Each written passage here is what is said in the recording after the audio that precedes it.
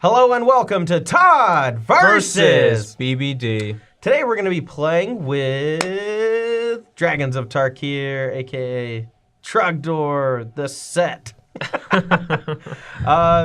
We're going to be using proxies because we don't have real cards yet, unfortunately. But we'll try to do our best to explain what the cards do, and we'll try to have a graphic up for you so you actually can see the card, even though we have these dinky little pieces of paper on them. Not quite as exciting, but still, we get new cards. Yeah, I love playing with pieces of paper. That's fair. Yeah, it's just my favorite thing. Yeah, just making it right. All right, well, today I'm going to be playing a teamer mid-range deck. I wouldn't really classify it as aggro or control, so mid-range is kind of in the sweet spot, I guess. But the centerpiece of the deck is going to be Sarkhan Unbroken. What do you think about that card? I mean, I think he is unbroken. So you don't think he's very good? No, I think he... I don't think he's broken. I think he's more unbroken.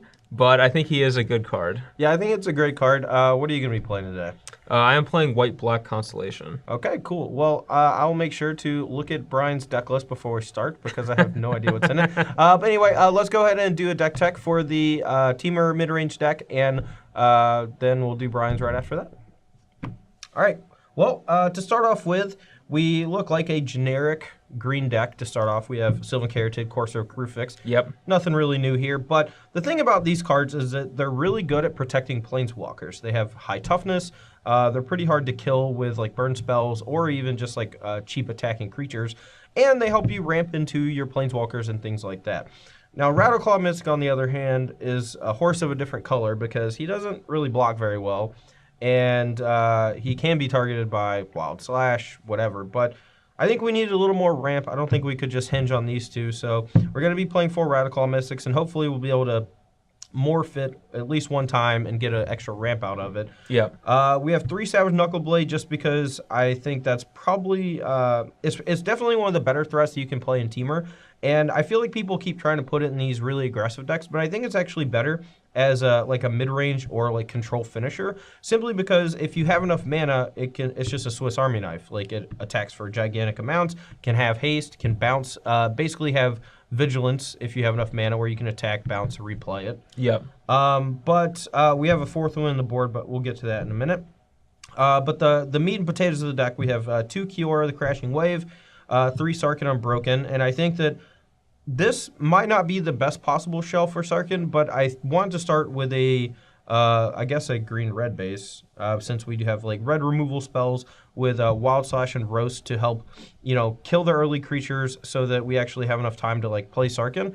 But I also am envisioning at least a few points in certain games where I get to go tick up, draw a card, make a mana, and have enough mana to cast a Roast to actually keep my Sarkhan alive for another turn. Or even a Slash. Yep, or just tick up Wild Slash also is good, which is another reason why we are playing Wild Slash.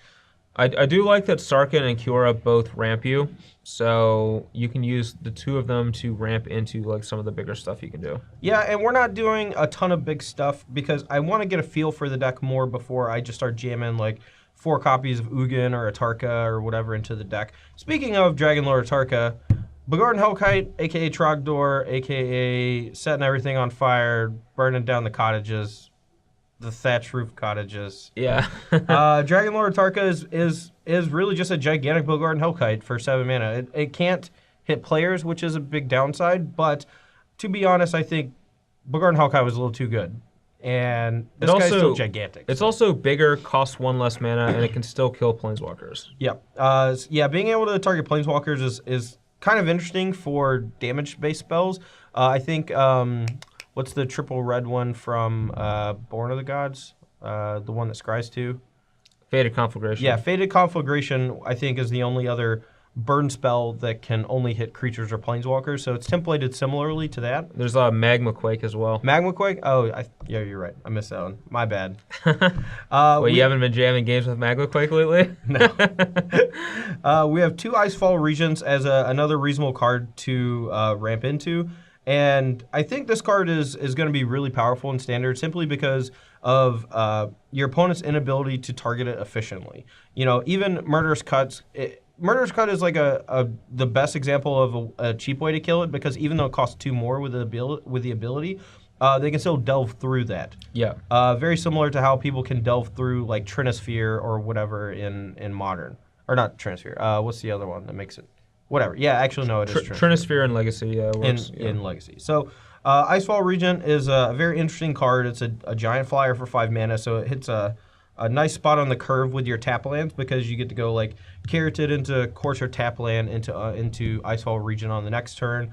And really, it can be like a huge tempo play when you are like playing Knuckle Blades early. And I don't know, I just thought it would be a good card to ramp into. And it sits on the same spot on the curve as Sarkhan. It might be worse than Stormbreath Dragon, but I think it's really good. I tried it already a little bit in a Blue Devotion deck, and it was pretty awesome there. I'm not quite sure if I want to try out any of the new Reveal a Dragon card from your hand spells. Yeah. I don't know if they have that's not a keyword, but just the show me a dragon.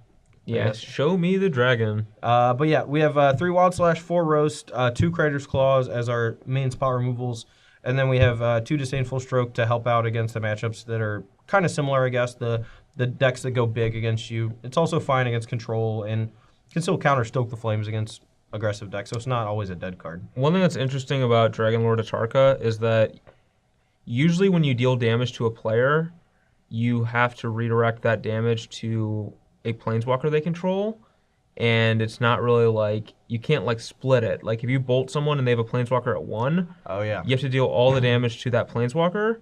But since Dragonlord Atarka directly deals the damage to planeswalkers, you can split between multiple different planeswalkers. Yep, that's a good point. Yeah, if you have like a reasonable board position, you could do like, 1 to a guy and then attack it with a Knuckle Blade, and then like kill their 4-drop also. So yeah, 4/4 also. Or you could even do like 1 to your Kiora, 4 to your Stark, and kill them both, or something like that. Yeah, cool. Mana base is just a Teamer mana base, I guess. The Evolving Wild stands out a little bit, but I feel like the Evolving Wilds with the island gives us a few more blue sources, which is nice for things like Icefall Regent, or just making sure we can cast Knuckle Blade pretty early.